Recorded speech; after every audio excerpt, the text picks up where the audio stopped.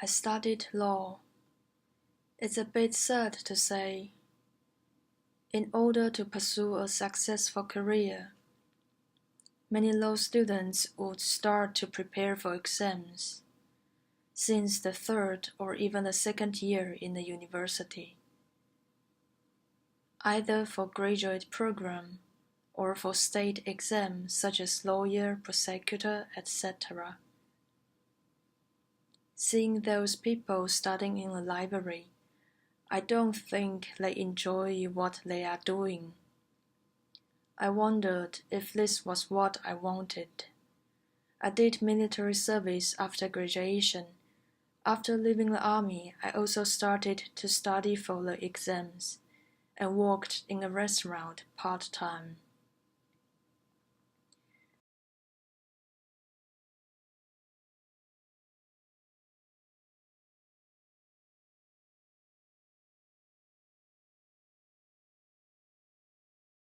I was thinking to work in NGO by the end of my study because of my professors and because the law training exposed me to many social issues. While doing dishes in a restaurant and thinking the happenings in our society, I asked myself, what am I doing? I quit the job after working for a year.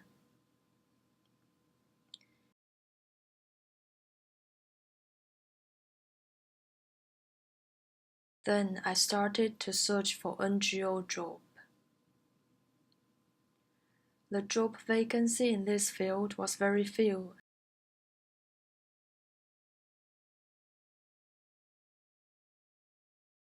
It was not complete nothing, but the positions I found were all in. I wanted to stay in because most resources are in, which makes appears to have nothing. It may sound a bit cheesy, but I want to live in my hometown. I want to develop myself with my hometown and make it a better place due to my share. I almost gave up after searching 6 months in vain.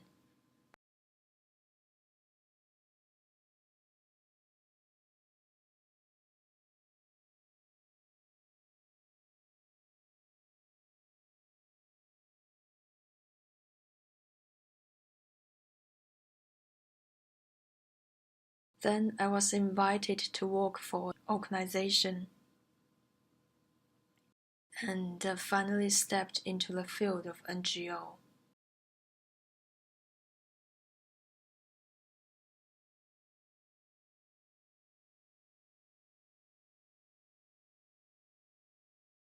My organization is one of the newly founded after the occupation.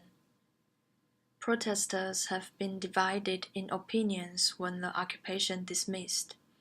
Many organizations were then founded. The situation is interesting, but makes perfect sense. Indeed, the ultimate goal is shared. But different organizations, groups, and people have different ways working on an issue. For example, the relation between social organizations and political field remains a subject of debate.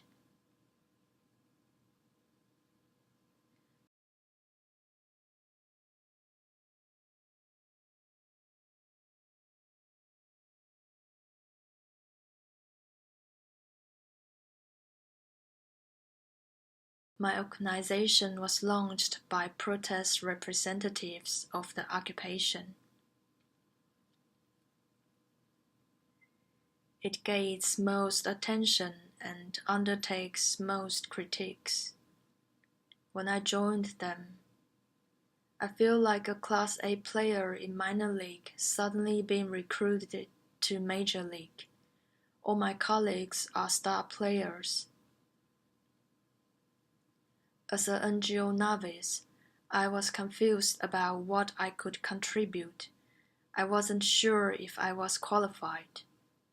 Yet one of the initiators told me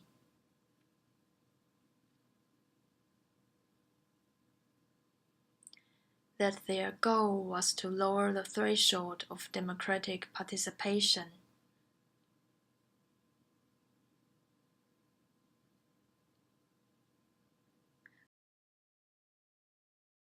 I think it's important to make the law knowledge accessible to the public. Law relates to each of us. Yet due to its jargon and terminology, it turns out to be distant from most of the people.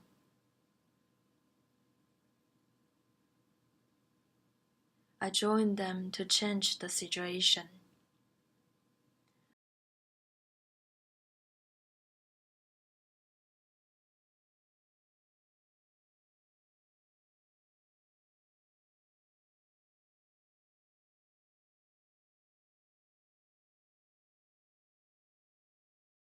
While filing petition for correcting the referendum law, what would be our next project, I actually don't know. I suppose there will be an internal battle.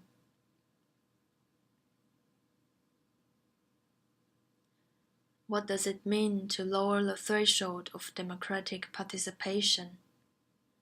How to practice the idea in reality? The answer demands broader participation and discussion. If this is a 10-people organization, it only involves 10 people to decide. However, my organization has included hundreds of volunteers in campaigns.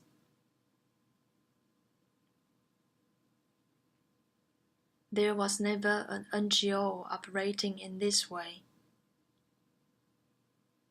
It's the first time an organization having so many volunteers. Now the people involved have to think about our next step as a group.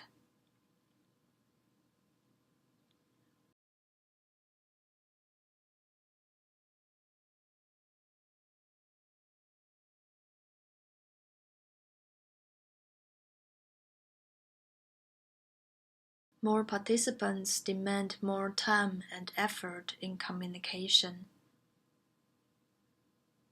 But doing organization work means being a mediator who connects people and thoughts.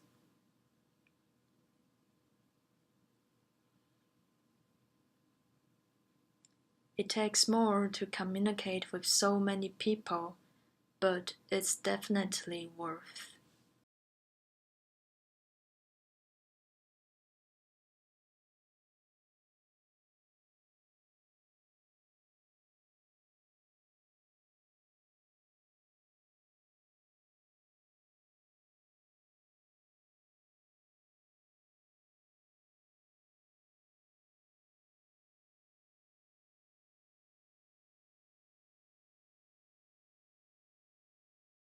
I arrived at the protest site in the afternoon. The site was rather empty. It was in the evening that people gathered. They might come for the evening event. I was there since the afternoon. Vaguely I knew an action might be performed in the evening. I did not know what exactly, because I was not yet in the social group circle by then. Frankly, I didn't concentrate on the event program. Suddenly I noticed some people with masks showed up. They threw balloons filled with black ink at the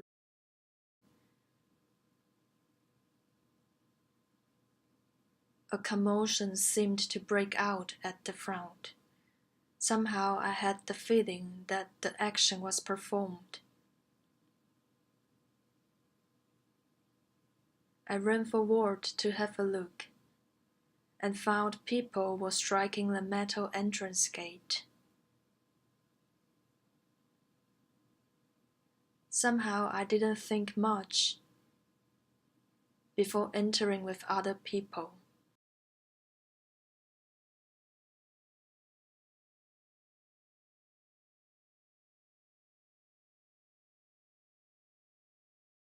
I have to talk about my previous Occupy experience before explaining why I entering just like that.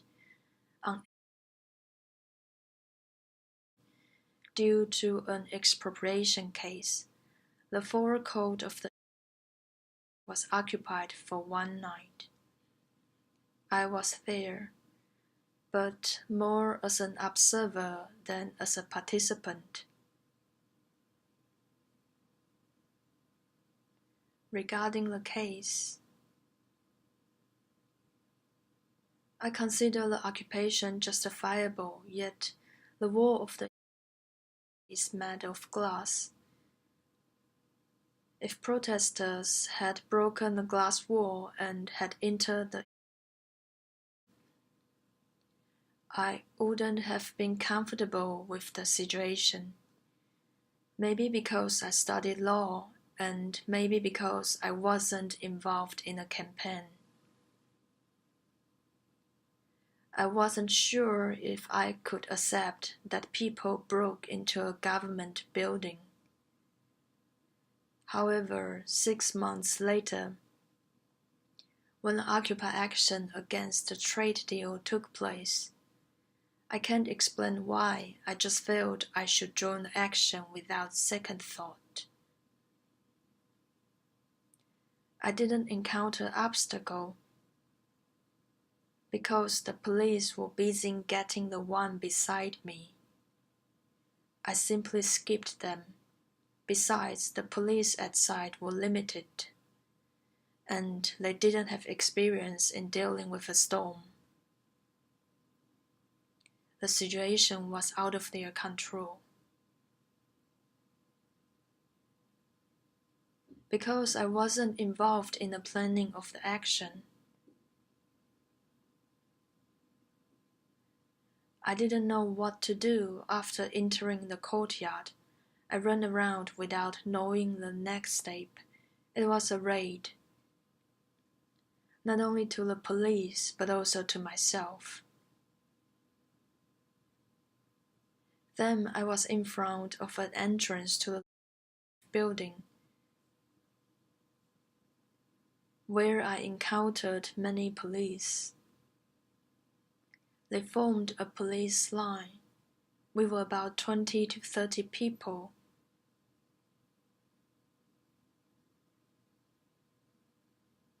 From there, I could see the main entrance to the was open. People ran in one after another, yet I could see people were confused. They tried to comprehend what was happening. It seems, perhaps, I understand their hesitation. It reminded me of my uncertainty in occupying. If one has never been through a similar event, it's a confusing confrontation. Then we learned the other entrance to the building was almost taken. It was taken by pushing the police away. The police could no longer withstand, so people ran into the building. After entering the building, we ran along the corridor. Then someone took the lead. We found a door, and it was not locked at all. Through there, we finally entered the which everyone sees in the media.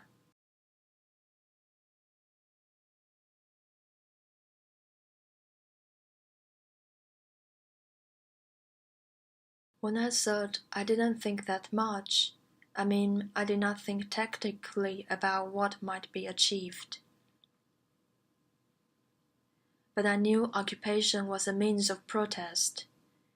We had to heighten attention so that people became aware of the issue. Because the pact was going to be ratified in a short time. The campaign against the trade deal didn't start from the storm. Many people had worked on the issue since the summer before. At the time, I considered it necessary to create the tension to such a degree.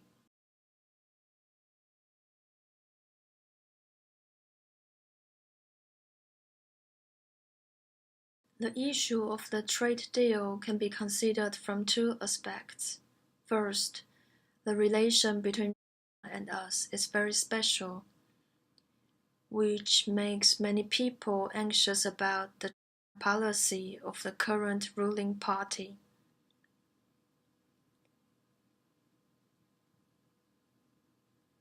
Besides lacking of trust, a mechanism to supervise the review committee was also missing. Then the ruling party even ratified the first reading under a problematic procedure.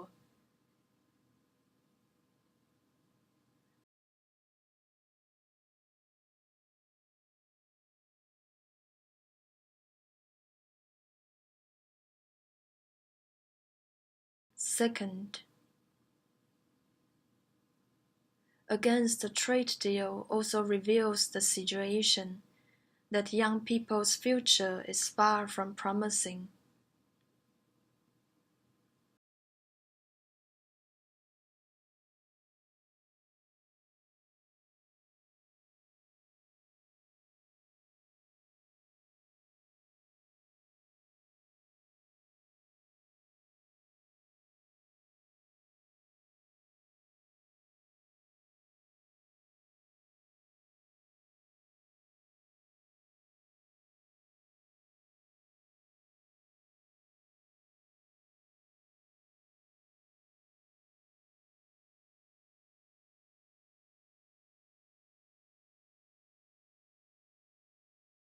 I think the issue of the trade pact thus reveals the demand for redistribution.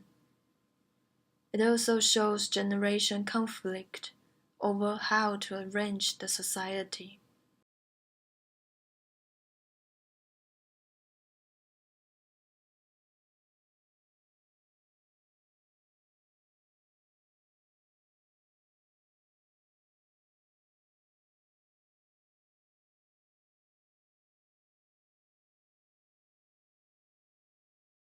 When I got to see the Pacific Ocean, I asked myself, why not look out from this direction? Why we always look westward? The world is big. Why we only look at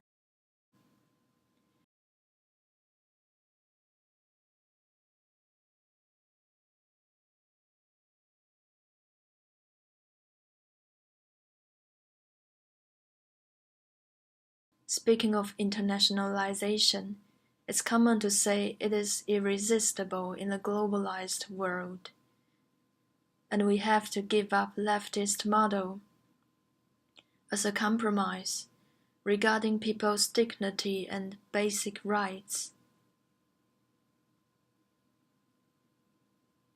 Can we try to limit the harm? Can we not trade a better social system for economic benefit?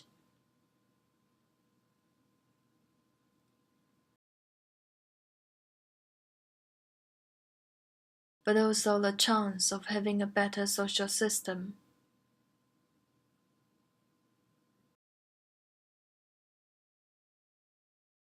I think we are capable of having a different choice.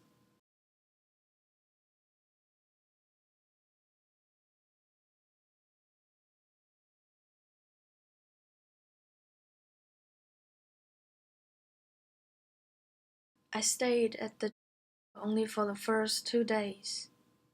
I went back to on regarding the critics on decision-making body and on protest representatives. Personally, I see them positive.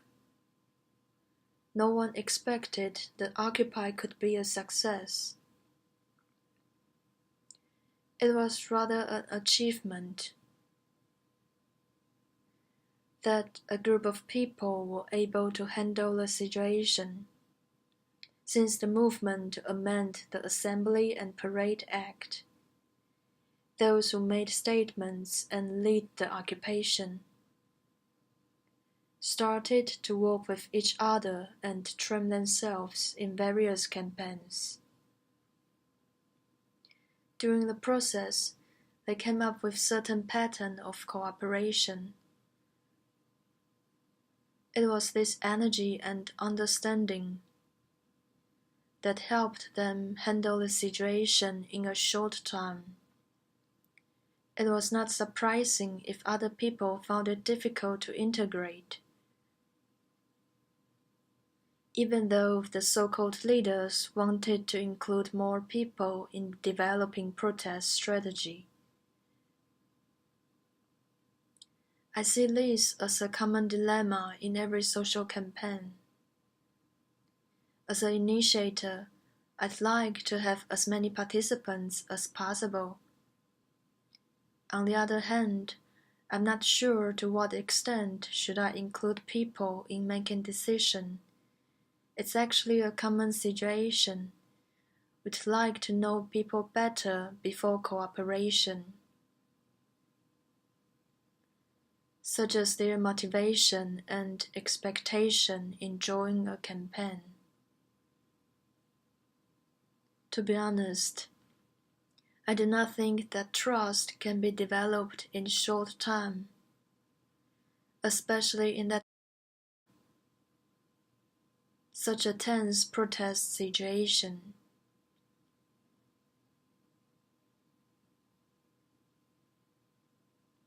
As a participant, I would ask myself, am I going to stay? What I can do and want to do if I stay at the protest site. Personally, I'm not the type who stays at site just to make one more participant. I knew what I could do, but the thing I could do was not inside the. I came out of the. It was Friday. That weekend, I joined a picketing called by the occupiers.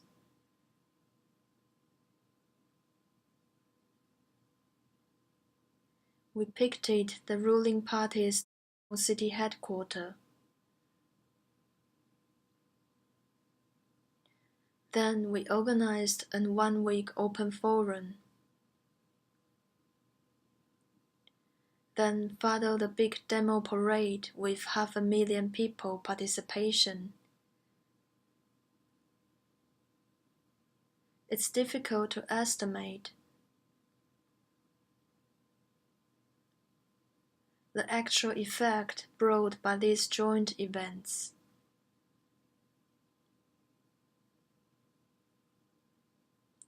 But it was nice to discover these actions could also take place in. I found many unexpected sympathizers in support of the occupation. These encounters affirmed my decision on leaving the. Frankly, being in the was a physical challenge. There was no sunlight, the air was bad, no electricity, let alone the internet. My hair was greasy, but taking shower was impossible. I felt sleepy all day long. I did not know what I could do inside the. I never thought of going in again, because I could only contribute by being active outside.